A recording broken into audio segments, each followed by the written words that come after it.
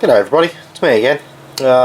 This router was going to go in at a friend's place and didn't quite have the wireless range that he required, so I thought I'd give it a shot, and if it works well for me I'll keep it instead of sending it back to the shop. So I'll show you the unit, give you an overview of the features. It's Fritzbox. Sounds really good, made in Germany. I like things that are German. Had some issues which I'll go through, but yeah, I'll show you the unit. Alrighty, it's a little dark out here where it lives, but I can still show you.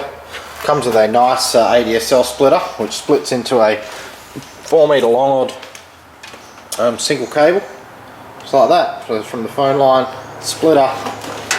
Make sure I don't pull that out. And it comes up to the back of the unit itself with one cable, and then it actually has telephone lines coming out of here, which can either use internet or fixed line telephony, which is very interesting. Also, the DECT cordless phones connect directly to it. So yeah, I'll tell you about some of the features and some of the issues I had.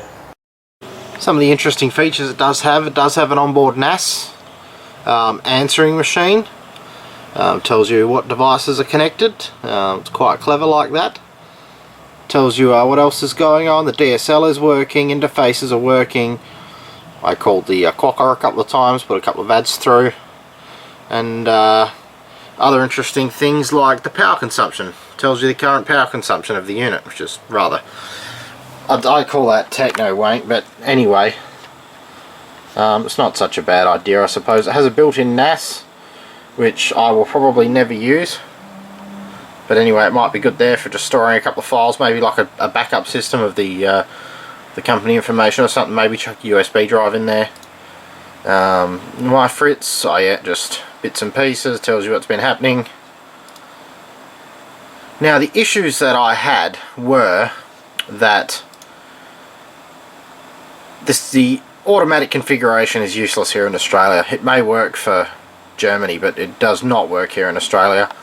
It's very good, tells you which ports have been opened by UPnP, tells you all sorts of other information, like how much megabytes you've used, everything recorded in between, online time, which I don't think is going to be any use because it's actually permanently online for me. But yeah, the rates thing here, I think you can actually enable how much money you spend on data, and it can warn you and things like that. It does actually email you, well, it can be set up to email you daily, what would you call it, reports to say what's been happening. Yeah, it tells you what's connected, signal strengths. There's a whole lot of interesting stuff. Like, it tells you the throughput of the devices you've got connected. Yeah, it's a really interesting piece. The funny part about it though was, like I was saying, the internet really didn't work properly at first. I had to go in there and set all the settings myself. Wasn't such a big deal, I suppose, but it did take me a couple of hours to get the thing online and then actually be able to get it to update its own firmware through its little system update with the firmware here.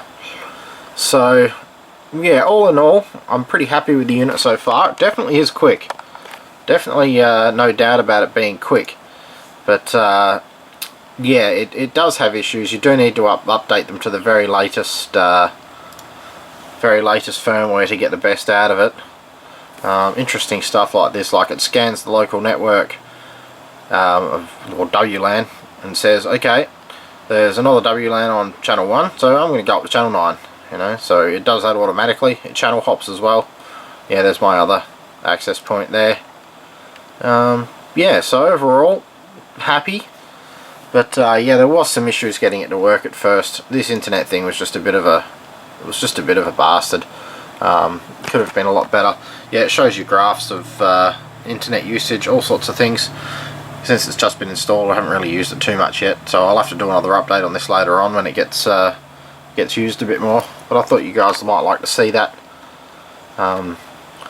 Interesting to note, they actually say they are made in Germany. It's not just you know, it's not just what you call made in China and assembled. It says it's all made in Germany. So interesting. I'd like to hear comments. Has anybody else used one? Has anyone else thrown it in the bin?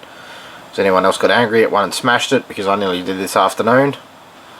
And yeah, Fritzbox 7270 working fine without issues. Well, now anyway. What were some issues, of course. And yeah, thanks for watching. As you can see, internet's nice and fast again. No more lag. Nice. Yeah, the old router was getting very, very, very sad, and wasn't too happy with me anymore. Thanks for watching.